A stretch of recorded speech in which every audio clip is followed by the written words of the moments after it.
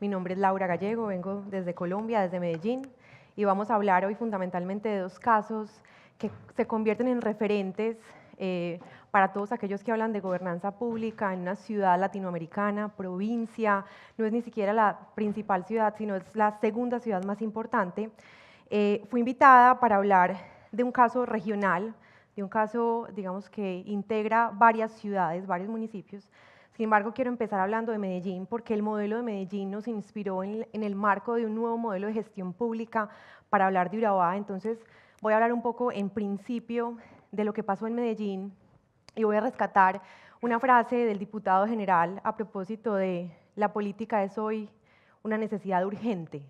Yo diría que lo público es hoy un gran reto colectivo y es una necesidad urgente que los ciudadanos, que los empresarios nos involucremos en la gestión de lo público. Esta es Medellín, esta es la ciudad en donde yo vivo, en donde yo ejerzo mi trabajo. Hoy vamos a hablar de gobernanza regional para la construcción de estatalidad de Medellín a Urabá, porque, insisto, empezaré hablando del modelo de gestión de lo público en esta ciudad y un poco contarles dónde estamos, dónde es tanto Medellín como esa ciudad o esa región de la que vamos a hablar hoy. Medellín está en Antioquia, es una de las regiones más pudientes, que más le aporta al Producto Interno Bruto de Colombia. Es una ciudad, es una región industrial económicamente muy pujante. Medellín es su capital y Medellín se encuentra en el marco de 10 otros 9 municipios que conforman el área metropolitana. Vamos a hablar del proceso en Medellín, de la gestión pública para la transformación del territorio, y vamos a hablar también de las palabras por las cuales Medellín ha sido reconocida. No hay que olvidar que Medellín fue y ha sido por mucho tiempo asociada al narcotráfico, a la violencia y a Pablo Escobar. Y es, por supuesto, una historia, es, por supuesto, un relato que nos acompaña siempre, que no nos avergüenza y que sobre todo está ahí para perseguirnos como ciudad y para contarnos a qué sociedad no podemos llegar nuevamente, a qué sociedad tenemos que huir o de qué sociedad tenemos que huir y cómo no podemos ser indiferentes a la gestión de lo público, a la transformación de la ciudad, a entender los retos de lo colectivo. Esto nos recuerda constantemente qué tipo de sociedad no queremos ser o a qué tipo de sociedad no queremos volver. Gobernar Medellín en la época de este señor, gobernar Medellín en la época del narcotráfico, de la violencia, fue gobernar una ciudad en una crisis de una élite industrial. Los empresarios decían, huyamos de aquí, vámonos de aquí, no podemos estar en Medellín. Pero además una crisis como sociedad civil de qué hacemos, digamos, qué rol nos toca, cómo nos involucramos. Una época en el que el sistema político estuvo absolutamente clientelizado, donde el Estado fue absolutamente pequeño para atender los retos de la violencia, porque fue totalmente competido por otros actores ilegales, y donde, claro, empezaron a surgir otras alternativas, otra especie de paraestado a controlar ese territorio, a controlar ese poder. Lo más particular es que en medio de esa crisis, después de haber llegado al vacío o haber llegado al escenario, digamos, más profundo de crisis de una ciudad como Medellín en ese momento, surgen un montón de iniciativas ciudadanas, colectivas, digamos, de base, a decir, venga, no somos, un momentico, no somos el No nacimos para semilla, que fue un libro que después el periodista después fue alcalde, pero fue este libro en el que nos preguntó como ciudad, bueno, ¿qué queremos ser? ¿Cuál es nuestro sueño colectivo? ¿Para dónde va la ciudad? Y en ese sentido empezamos a construir lo que en su momento fueron unos foros ciudadanos en los años 90 que se llamaron Alternativas de Futuro Medellín.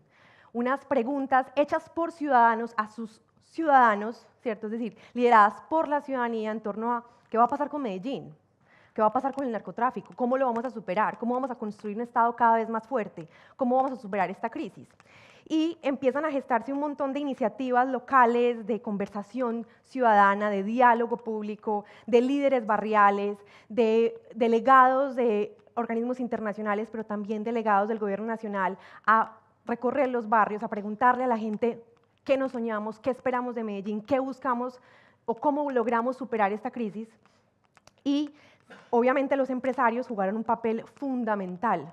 Yo quiero retomar esta frase de uno de los empresarios más importantes de Antioquia, el fundador y dueño durante mucho tiempo de la cadena de retail más grande que se llama El Éxito en Colombia, es decir, Carrefour en Francia, es decir, muy grande, y dijo, nunca es suficiente, señores. La teoría anglosajona dice que las empresas deben producir, deben generar empleo y deben pagar impuestos y que así están haciendo su labor social. Pero acá donde el Estado todavía no alcanza a suplir todas las necesidades, dado que no tiene suficientes ingresos para asistir a toda la población vulnerable, las empresas deben ir un kilómetro más allá de su responsabilidad directa con sus accionistas, con sus empleados y con sus clientes. Los empresarios deben involucrarse en la transformación de esa ciudad.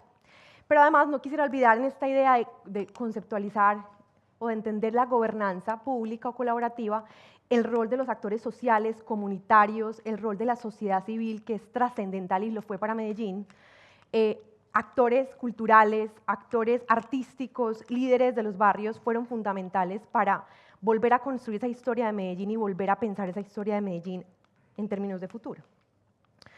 Aquí quiero destacar entonces como un escenario de ruptura entre la Medellín de los 90 y la Medellín que ha venido, por así decirlo, reconocida en los últimos 20, 25 años a propósito de la transformación. Y es que justamente en el marco de ese rol de los ciudadanos por empoderarse en lo público, por involucrarse en la gestión de lo público, empiezan a surgir una serie de movimientos ciudadanos que llegan al poder, que se lanzan a la alcaldía como cargo principal de la ciudad. Y hay una frase muy importante de Sergio Fajardo, que fue alcalde entre el 2004 y el 2007 de Medellín y que, a mi juicio, digamos, genera una ruptura entre previo y posterior a la historia de la ciudad. Dijo algo así como: los políticos toman las decisiones más importantes de una sociedad. Los políticos toman decisiones trascendentales y nos tocan. No podemos ser indiferentes a la toma de decisiones públicas. Y eso fue trascendental porque empezó o permitió construir otro relato de la ciudad. Nos dijo, entre otras cosas, Medellín o la transformación de Medellín solo será posible en la medida en que superemos no lo que nos duele, sino las consecuencias o las causas de esos dolores. Hay que atender o hay que tratar de resolver los problemas que tenemos asociados a la violencia, a las desigualdades y a la necesidad de crear oportunidades. Y a partir de ahí insistimos en construir un sueño colectivo que partiera de otras palabras, de otra narrativa, de otra forma de entender a Medellín como ciudad y como sociedad. Palabras como dignidad, como transparencia, como resiliencia, como calidad, como innovación, como articulación, como confianza. Y eso permitió empezar a construir un relato distinto. Fuimos la ciudad más violenta, por supuesto, fuimos la ciudad más violenta del mundo.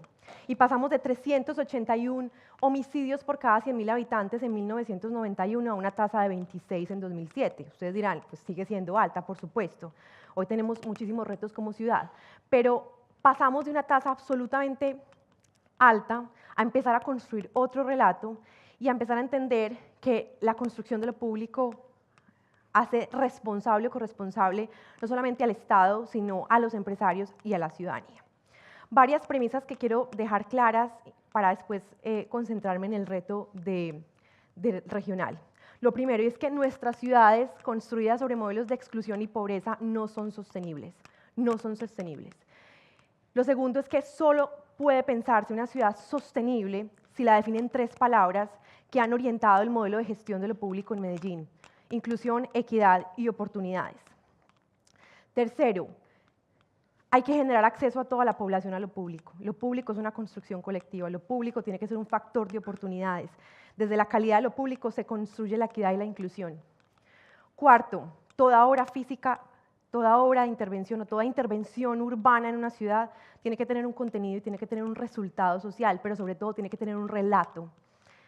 Quinto, lo público no es un asunto exclusivo del sector público y por eso estamos aquí. Lo público es ante todo una construcción ciudadana y un reto colectivo, y por eso hemos insistido, y ese es, digamos, uno de los asuntos que más nos preocupa, es cómo construir ciudadanía antes de ciudad, cómo lograr que la ciudadanía entienda que tiene un rol fundamental en la construcción de lo público y que esa comunidad o esa construcción de lo público tiene que ser su norte principal, que parte del reto es que en una sociedad donde lo público es una prioridad, también será para los otros sectores una sociedad, o va a ser una mejor sociedad.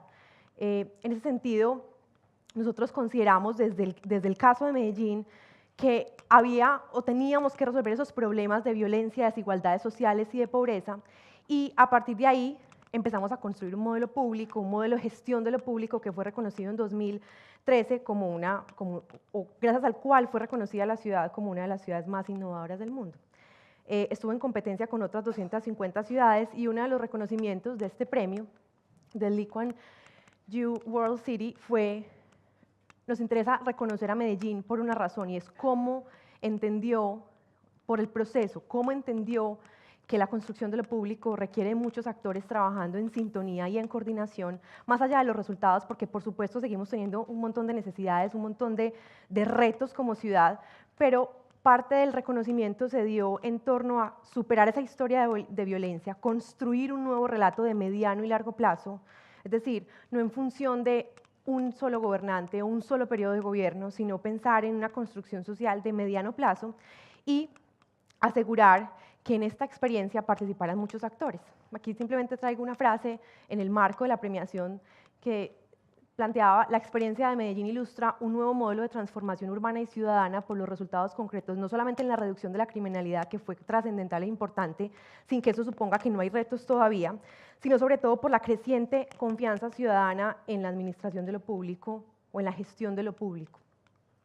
Y por eso quiero mostrarles algunas de las fotos o algunas imágenes de qué ha vivido Medellín en los últimos 20 años, 25 años, cómo ha sido ese proceso de gestión de lo público que se concentra como ruptura importante a mediados del 2002-2004 y que se convierte también en un ejemplo para gestionar lo público y para llegar a otra escala, a otros territorios, como es el territorio regional del que les vengo a hablar en concreto. Medellín en su momento, en 2004, empezó a entender el territorio, a identificar, bueno, cuáles son los territorios con menor índice de calidad de vida, independiente si votaron o no por ese modelo de gestión, independiente si se involucran lo suficiente, si se involucran lo suficiente en lo público. Y se decidió que íbamos a atender o se iban a llevar equipamientos a estas zonas más claras donde se concentraban las mayores desigualdades, las mayores inequidades, el menor acceso a las oportunidades.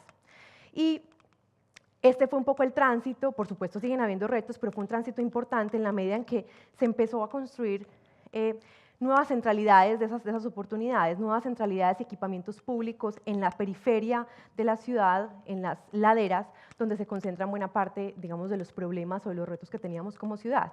Aquí algunas imágenes que muestran, digamos, los cambios importantes que, a partir de intervenciones urbanas, pero acompañadas de problemas sociales, de programas sociales, de programas educativos, de acceso a oportunidades, de emprendimientos, permitieron consolidar una intervención integral que detonó cambios muy importantes en la ciudad y que se convirtieron en referente en la gestión de lo público. Claro, la movilidad asociada a los cables o a los metrocables para permitir el acceso a personas que se encuentran en las laderas de las centralidades de la ciudad. Esa idea de lo más bonito para los más humildes, y es la posibilidad de llevar esos equipamientos con todas las oportunidades en el mismo barrio, en las mismas comunidades. La idea de llevar el conocimiento y las ciudadelas educativas a los barrios más alejados de la centralidad de la ciudad. Esa idea de entender el deporte, la cultura, la ciencia como parte de la ciudad y como parte del acceso a las oportunidades para diversificar esas puertas de entrada que tienen los jóvenes, por ejemplo, entre la violencia y las oportunidades. Entender que la ciudad se convierte, o lograr generar centralidades para el encuentro entre norte y sur, para romper esas desigualdades y esas brechas que se generan al interior de la misma ciudad. Una apuesta por la innovación, una apuesta por la seguridad, una apuesta por el espacio público fue muy importante. Es decir, una serie de intervenciones urbanas que por supuesto fueron decisivas, que permitieron empezar a cambiar el relato, que permitieron empezar a un poco competir con esa idea de la Medellín la más violenta, a una Medellín de oportunidades, a una Medellín de espacio público, a una ciudad que es amable con el ciudadano, con su uso, y con lograr que esa ciudadanía se entienda como parte de esa ciudad y se involucre en la gestión de lo público, a construir memoria. Construimos hace 10 años un museo Casa de la Memoria para las víctimas, no solamente del narcotráfico, sino de la violencia en Colombia, y también para entender el rol que cumplieron los victimarios, entendiendo que esos victimarios también son el reflejo de una situación mucho más compleja y mucho más coyuntural. La movilidad, un sistema integral de transporte que permita el acceso de todos los ciudadanos, independiente del lugar en que se encuentren, porque además Medellín es una ciudad que por sus laderas y sus montañas tiene una topografía muy compleja para la movilidad. Entonces, por ejemplo, pasar de entender, digamos, el acceso a la vivienda en sectores populares de muy baja calidad de vida y por eso, digamos, construir este tipo de equipamientos que permitan a las personas habitar la ciudad en condiciones de equidad, habitar la ciudad en condiciones de igualdad, pensar que esa ciudad, claro, es para que la vivan, es para que la habiten, para que la quieran. Entonces, eso permitió un cambio completamente de la gestión de lo público, un cambio que yo voy a resumir en un proceso colectivo de transformación no solo de la ciudad, sino de sus ciudadanos, y que partió justamente de este proceso, de entender que las decisiones de política también parten de una construcción de la ciudadanía, que tienen que mirarse de arriba abajo, por supuesto, ¿cierto? Desde el Estado local en torno a cómo satisfacer y cómo entregar esos bienes públicos a la ciudadanía, pero también en función de cómo se definen y se redefinen las políticas públicas de abajo hacia arriba. Es decir, cuando diseñamos una política pública de vivienda o de seguridad, esa política pública no puede aplicarse, no puede implementarse en el territorio en general, sino que esa política se aplicará o se implementará de manera exitosa si responde a unas realidades barriales, a unas realidades comunitarias que permiten que esa política tenga sentido y pueda efectivamente implementarse. Entonces, aquí fue muy importante en este proceso de Medellín la idea de construir relato, de construir futuro, de construir un sueño.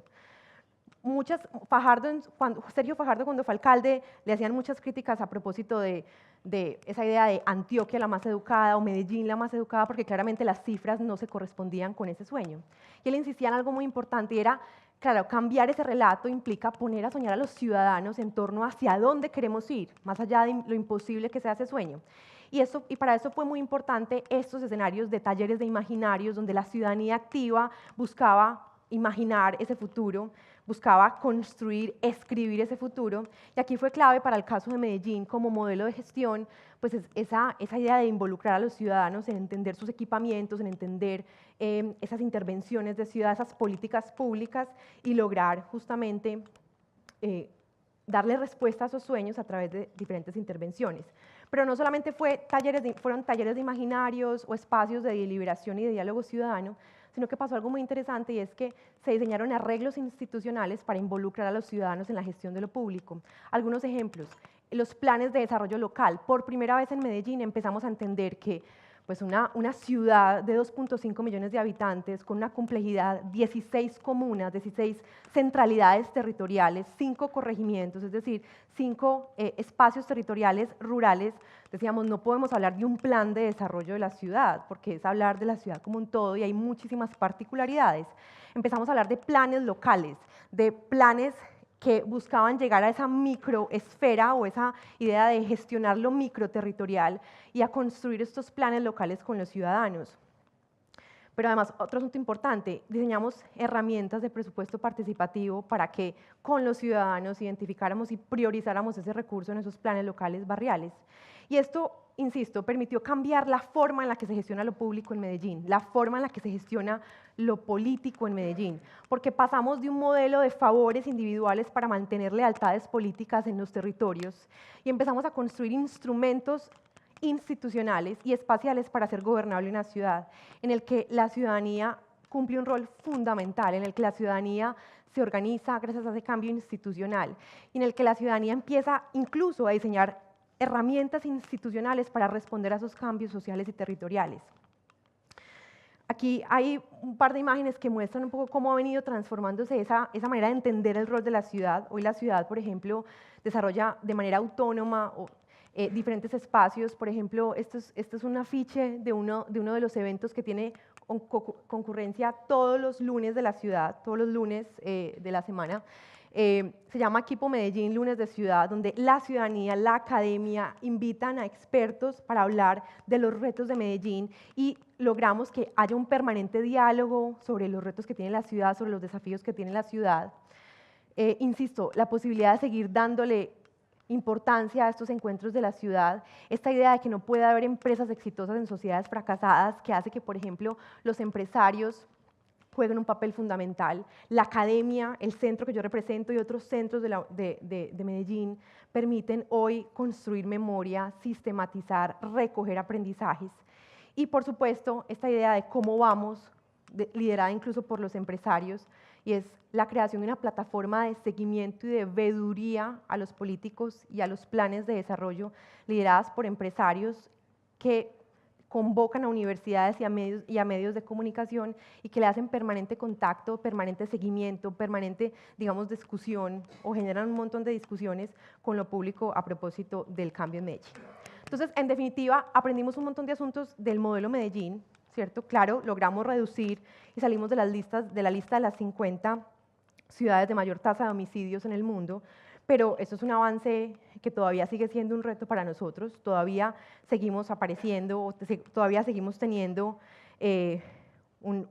unas cifras que para nosotros, digamos, son preocupantes, todavía hacemos parte o estamos por encima de la media, y eso hace que esto que hemos construido durante años sea un punto de partida, pero no un punto de llegada, sea un punto para, de alguna manera, responsabilizarnos de la construcción de lo público, pero sobre todo sea un punto para cambiar esa idea de lo que pasó en Medellín y lo que tiene que pasar.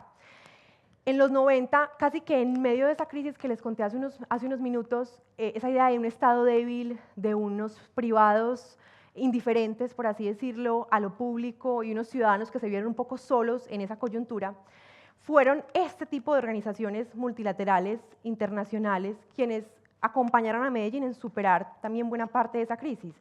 Claro, hubo paradójicamente mucha movilización ciudadana en un momento de absoluto desasosiego, por así decirlo, pero también hubo el acompañamiento de entidades internacionales que fueron un poco a entender qué estaba pasando y cómo ayudarnos. Entonces, claro, fue un cambio de época porque en su momento eran estas entidades diciéndonos a nosotros como ciudad latinoamericana, en un país, digamos, considerado subdesarrollado, en fin, diciéndonos cómo superar y cómo fortalecer el Estado.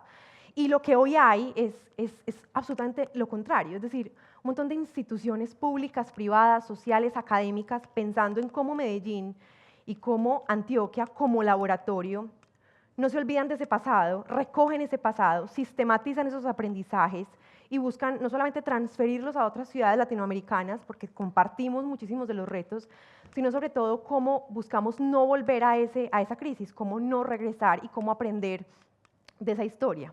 Pero además, cómo construir una narrativa distinta, ¿cierto? Que es un poco el reto que tenemos, cómo lograr justamente a través de la cooperación de entre actores, ver en esa historia de Medellín y de Antioquia una oportunidad para seguir construyendo un futuro.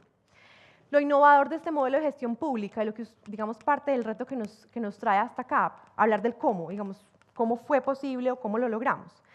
En principio, yo creo que hay varias conclusiones alrededor del modelo Medellín que nos permite empezar a pensar otras nuevas centralidades territoriales, como el caso de Urabá.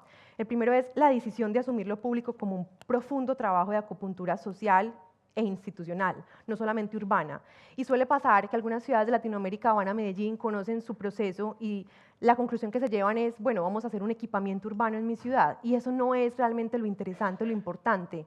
Lo importante es una nueva forma de concebir lo público, de entender las políticas, de gobernar una ciudad. Más allá del equipamiento, que el equipamiento finalmente es lo más sencillo de un proceso de cambio.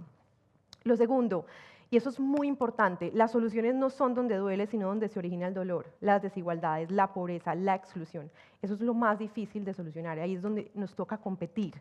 Y ahí competimos con muchos otros actores violentos que también muestran no solamente puertas de salida o de entrada, mejor dicho, sino especialmente oportunidades de corto plazo, ¿cierto? Capacidad de entregarles acceso a esos actores o a esos jóvenes, por ejemplo, de corto plazo. Lo tercero, esto es muy importante, la gobernanza sí requiere de un sector privado muy activo en la transformación de lo público, pero no se olviden de la ciudadanía, de la comunidad. El Estado se hace en el barrio, se hace en la calle, se hace en la conversación más directa con el ciudadano, más humana. Ahí es el reto, ahí se concentra el desafío más importante de la construcción de Estado y del fortalecimiento del Estado en la relación con otros. La participación comunitaria no es entonces un medio, es una esencia en la gestión de lo público y debe serlo así.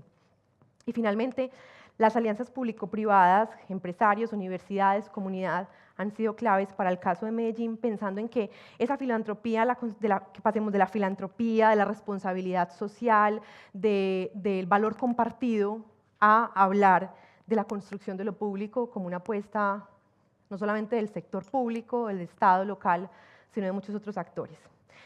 un par de imágenes que a mi juicio hacen inconcebible esta ciudadanía en los 90, pero ahora sí, por lo que hemos venido cambiando en esa dinámica. Miren, esto es la marcha de los profesores, de los docentes, de los maestros, obviamente en una época de crisis, ¿cierto? Digamos, del desempleo, y esa idea de un ciudadano activo, de un ciudadano que, que le manifiesta a esa institucionalidad respeto y reconocimiento, pero de una manera pacífica, incluso simbólica. El poder de los símbolos, además, en un proceso de transformación de ciudades es impresionante. Esta imagen a mí me encanta justamente, sí, yo soy la policía, señor, yo soy el maestro. Y estamos en una discusión importante a propósito de nuestros intereses en una sociedad. El arte en Medellín, para quienes lo han visitado, para que la visiten, el arte ha sido fundamental para superar esa época de violencia. El hip hop, los grafitis, las intervenciones urbanas. Estos jóvenes que antes estuvieron al borde de entrar a grupos armados o combos y que hoy hacen parte o a través de su gestión artística, cultural y musical encuentran en el rap o en estas manifestaciones culturales puertas de oportunidades para otros jóvenes. Y esta idea de los empresarios. Miren, Nicanor Restrepo, un empresario muy importante de la ciudad que ya murió, pero que dejó un legado impresionante con la creación de un grupo empresarial que se llama el Grupo Empresarial Antioqueño, dijo: el mejor negocio que hemos hecho los empresarios en Medellín ha sido invertir en los proyectos públicos de educación y de cultura, porque esos proyectos han permitido mejorar la calidad de vida de la ciudad y nos ha puesto en la mira del mundo, nos ha puesto o ha permitido construir otra historia. Ahora la pregunta más importante, creo que estoy mal de tiempo, ¿cómo llevar esto a las regiones? Es decir, ¿cómo lograr que este modelo o esta forma de entender lo público trascienda y no se quede en Medellín, sino llevarlo a otros territorios de Colombia, a otros territorios? Entonces, aquí un poco les voy a contar lo que estamos haciendo, lo que estamos logrando llevar a otros territorios, incluso mucho más complejos, donde hay menos concentración de oportunidades. De Medellín a Urabá. Urabá es una de las regiones. Antioquia tiene 9 regiones, 9 subregiones. La más importante y la que concentra el mayor Producto Interno Bruto o las mayores capacidades institucionales es el área metropolitana, donde se ubica Medellín junto con otros 9 municipios, pero hay otras 8 subregiones muy diversas, muy distintas, que también tienen un montón de asuntos o de problemas o de retos como territorios. Aquí está Medellín, ustedes lo ven aquí perfectamente, y aquí está Urabá, está conformado por 11 municipios muy distintos todos, porque en el norte está la salida al mar, al Caribe, y en este sector está el río Atrato, donde se concentra el Chocó biogeográfico, es decir, una de las zonas más biodiversas del mundo, ya lo vamos a ver, y en ese territorio hay un montón de desigualdades y de bajos índices de calidad de vida que pues obviamente se convierten en un reto gigante para nosotros como Estado, para el Estado como tal. Nosotros hicimos un análisis de cuál es el índice de capacidad y de oportunidades que tiene un niño que nace en Medellín y que nace en el área metropolitana versus si nace en otra subregión de Antioquia. Y decíamos, mire, por el simple hecho de nacer en el Valle de Aburrá, un niño tiene el 100% de las oportunidades, el 100% de las posibilidades. ¿Qué pasa si nace en Urabá? ¿Qué pasa si nace en Bajo Cauca? ¿Qué pasa si nace en el Nordeste, que es otra de las subregiones de Antioquia? Nace con apenas el 25% de las oportunidades, por el simple hecho de nacer allí. Entonces, claro, eso implica un reto gigante. Lleguemos a esos territorios a repensar esos índices de capacidades o esos indicadores de vida. Y, evidentemente, Urabá es la región que mayores retos supone para lo público, pero además también está acompañada de una historia de violencia gigante, porque es una ciudad que está en todo el tapón del Darién, que comunica todo Suramérica con Centroamérica y con Norteamérica, y que ha sido obviamente predilecta para las rutas del narcotráfico por años, y que concentra un estado tan débil que hace imposible realmente el control territorial de ese lugar. Entonces, en ese territorio, en Urabá, ha existido FARC, Fuerzas Armadas, paramilitares y obviamente un Estado muy débil, y eso ha hecho que detrás de la historia de Urabá haya una historia de violencia, de masacres, de muertes, obviamente que suponen, insisto, un gran desafío para Colombia. ¿Qué dijimos en su momento o cómo partimos de este modelo regional en función del modelo local? Lo primero es que no puede hablarse del desarrollo de Medellín y no puede hablarse del desarrollo de las ciudades sin entender los retos de lo regional, sin entender los retos de otras centralidades, porque ¿cuánto le cuesta a un alcalde, cuánto le cuesta invertir a un alcalde en una ciudad que se convierte, en la medida que concentra las oportunidades, en un objeto atractivo o en un escenario atractivo para la migración de personas del campo a la ciudad. Cuesta más atender a esas personas que vienen del campo a la ciudad que llevar las oportunidades a su lugar de origen o llevar las oportunidades a otros territorios. Entonces, claro, el desarrollo regional no puede llevarse a cabo sin el concurso de las ciudades capitales. Lo segundo es, claro, reivindiquemos el papel intermedio del Estado. Logremos entender que no solamente es el Estado central y el Estado local, sino que hay unos niveles institucionales de mediana actuación que son fundamentales para el desarrollo de los territorios. Tercero, desarrollemos modelos de gestión, mecanismos de coordinación con actores que sí tienen presencia en esos territorios y busquemos justamente diseñar arreglos institucionales de coordinación para poder detonar cambios más rápidos, con mejor impacto y con posibilidad de superar los tiempos político-administrativos. Y en esa medida, pues logremos que el desarrollo regional no sea solamente posible o planteemos esa idea de que el desarrollo regional solo es posible a través de mecanismos de coordinación donde el Estado actúa como un espacio de dinamismo social y de trabajo. Y ahí aparece entonces el modelo de gestión territorial, el caso del Plan Integral para Urabá, que busca construir una visión estratégica, una visión prospectiva que se constituye en 2015, se diseña durante 4 años, que hoy se está implementando y que espera que sus mayores objetivos o que todos los objetivos trazados se cumplan en 2022. Es un proyecto que parte de construir en principio una visión distinta a esa visión de violencia, distinta a esa historia de conflicto y que justamente pretende descentralizar esas oportunidades. Medellín y su área metropolitana concentran el 68%, producen el 68% del PIB, pero concentran buena parte de la población y Urabá, pues claro, pues en función de, en términos comparativos, pues no es tan relevante como el área metropolitana, pero buscamos es justamente descentralizar esas oportunidades y detonar nuevos desarrollos económicos en el norte de Antioquia. ¿Por qué Urabá? Decíamos. Es decir, ¿por qué es importante Urabá? Lo primero, lo que les mencionaba ahorita, en Urabá se cruzan las principales rutas terrestres de América y ahí todavía tenemos, de hecho estamos comunicados desde el sur hasta el norte, salvo justamente en ese sector del Tapón del Darién, que es una reserva y que, digamos, no puede intervenirse con infraestructura física, porque además es uno de los lugares más cercanos a la concentración del 70% del PIB nacional, representado en 3 ciudades, Bogotá, Cali y Medellín.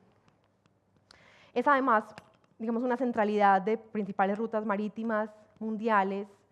Digamos, su localización geoestratégica es clave para la ciudad, es clave para el país, es clave para la región. En esa región se concentra buena parte de la biodiversidad del mundo, eso hace que sea muy rica, no solamente por su nivel de pluviosidad, sino también por ser un territorio de aves migratorias y de un turismo ecológico y sostenible que habrá que empezar a desarrollar mejor, de una manera más sostenible. Y un asunto muy interesante que lo vamos a ver y es que confluyen 3 culturas, todas muy distintas, de población afro, de población indígena y obviamente de población no solamente antioqueña, sino de las regiones aledañas, nosotros lo llamamos costeñas, ¿cierto? Entonces, claro, es muy rica en biodiversidad, pero además, y eso es muy importante, se está generando una conurbación de casi 1.2 millones de habitantes que demuestran que ahí hay una oportunidad no solamente para detonar un nuevo desarrollo, para impulsar un nuevo desarrollo, sino especialmente para atender una población que cada vez crece más y que eso obviamente permitiría constituir esa centralidad, otro polo de desarrollo regional. En ese sentido, entonces, identificando estos municipios, estos 11 municipios, construimos un modelo de gestión inspirado en lo que hicimos en Medellín, inspirado en esa forma de entender lo público, inspirado en llegar con intervenciones integrales. Y este plan que diseñamos durante 4 años buscaba justamente definir 5 ejes de trabajo, 5 ejes de transformación para atender esos retos de lo público. Partimos de un primer detonante, el detonante de la educación, y dijimos, bueno, vamos a descentralizar la educación a estos territorios. Muchas veces el habitante va, o el ciudadano de estos territorios va hasta Medellín a estudiar. La idea es que tenga justamente en su mismo territorio estas oportunidades. Entonces, regionalización de la educación superior, construcción de parques educativos, de espacios para la educación y la cultura, movilizamos a todos los municipios, a sus habitantes, para que lograran o para que participaran de la creación de ese parque, de construir ese parque, de imaginar ese parque y los énfasis del parque educativo. Aquí algunas imágenes de algunos de los equipamientos que construimos con las personas en los territorios, con comunidades indígenas, buscando que, por ejemplo, esos parques educativos respondieran a las dinámicas de los territorios, por ejemplo, que no fueran concretos, sino en palafito, porque son territorios muy húmedos. Un reconocimiento, por ejemplo, a la danza, al deporte de esa región, a la idea de entender y de conectar esa región con la centralidad del país, porque obviamente a quién le interesa que el territorio esté desconectado, sobre todo en una región geográfica como esa, a los ilegales.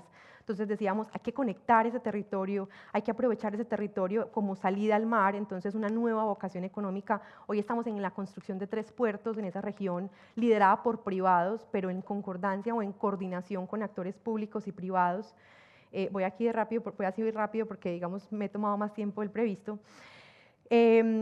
Por ejemplo, pensar en otros nuevos desarrollos económicos. El banano ha sido muy fuerte en esa región, pero pensar en otros nuevos desarrollos económicos asociados al cacao, a la agroindustria, entender, conservar, pero también aprovechar sosteniblemente esa biodiversidad a través del turismo sostenible, de la industria verde. Es decir, construimos una visión estratégica pensada en detonar desarrollo económico, detonar desarrollo social, llevar oportunidades y justamente entender la realidad de esos territorios. Es que una cosa es hablar de una ciudad y otra cosa es hablar de intervenir un territorio en medio del atrato, de la biodiversidad, y eso hace que los retos sean mucho más complejos y que se requiera del trabajo de muchos otros actores para entender esta realidad que aquí les estoy mostrando, de absolutas desigualdades, obviamente, de absolutos desafíos para nosotros como Estado, pero también como academia y como sector social, y que obviamente supone no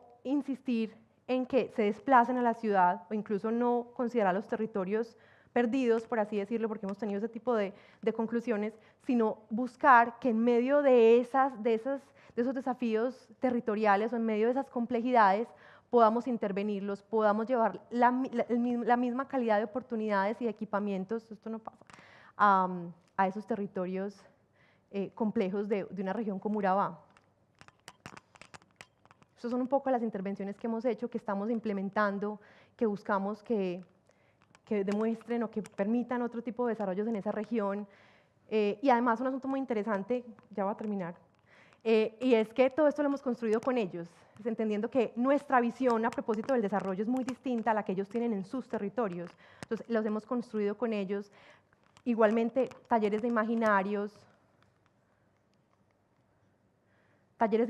con ellos, identificando esas acciones. En fin, para concluir, una visión estratégica que responde a un nuevo modelo de gestión de lo público, una visión de largo plazo. Eso es lo más difícil, eso es lo que menos votos da, ¿cierto? Eso es lo más complejo en términos de construir una realidad, pero es lo que realmente permite soñar un territorio y permite construir ese territorio en largo plazo. Nosotros aquí tenemos un montón de intervenciones pensadas para construirlas y para terminarlas de materializar, pero esta visión estratégica demuestra eso, asuntos importantes que deben estar siempre en la agenda de la gobernanza o en función de entender ese concepto de gobernanza. Lo más importante de cómo lo hicimos y por qué ha sido importante este modelo de gestión, primero, construir un relato de un futuro colectivo, siempre construir un sueño a largo plazo. Lo segundo, capacidad para escuchar a los actores, para hacerlos partícipes, para hacerlos corresponsables. Tercero, se necesita voluntad política, se necesita liderazgo, se necesita obviamente un líder que oriente este proceso.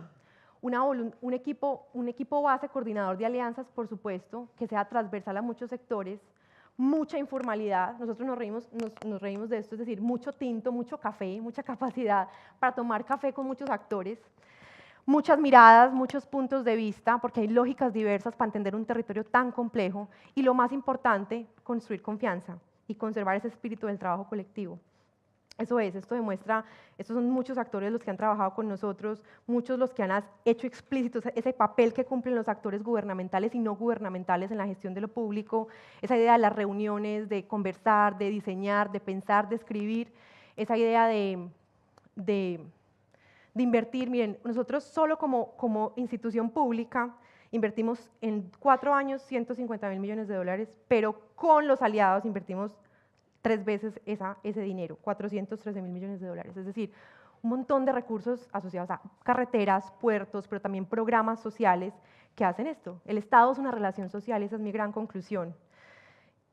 Y eso implica redujar la función pública, entender el concepto de gobernanza y entender que las instituciones son arreglos de coordinación social, económica, en la que convergen un montón de actores en esa arena común y que hacen posible entender ese concepto de gobernanza, ¿cierto? De ampliar las capacidades del Estado en la relación con otros y de entender este asunto, y es la confianza y la acción colectiva como parte de la administración de lo público. Este ejemplo muestra, esta es mi última diapositiva, muestra lo siguiente, y traje esta frase de Jorge Melguizo. Jorge es una persona que hoy lidera un colectivo que se llama Consejería Ciudadana. Es un colectivo conformado por representantes de la academia, el sector social, el comunitario, el cultural y el artístico, y conformaron un grupo colegiado que se llama, ya les dije, Consejería Ciudadana, pero que busca estar en permanente contacto e interacción con lo público, con el alcalde de la ciudad, y planteaba y decía lo siguiente, a mí me pareció muy bonito, dijo: Medellín es el resultado de un gran esfuerzo colectivo de los últimos 27 años. Los proyectos, procesos, obras y resultados de Medellín no son un milagro, que así lo llamó Francis Fukuyama en una de sus visitas, ni son obra de 1 o 2 periodos de gobierno, y mucho menos de un gobernante. Son la suma de un trabajo constante y permanente y juicioso y sostenido de organizaciones comunitarias, de organizaciones no gubernamentales, de empresa privada, de universidades, de iglesias y de gobiernos de 3 niveles. De la decisión de todas esas entidades de trabajar de forma articulada, entendiéndose a pesar de las diferencias, y esto es muy importante y muy difícil, o precisamente entendiéndose a partir de esas diferencias. Ese es un poco el caso de Medellín y Antioquia, que evidencia esa necesidad de confianza entre tantos actores. Muchas gracias y qué pena por el tiempo.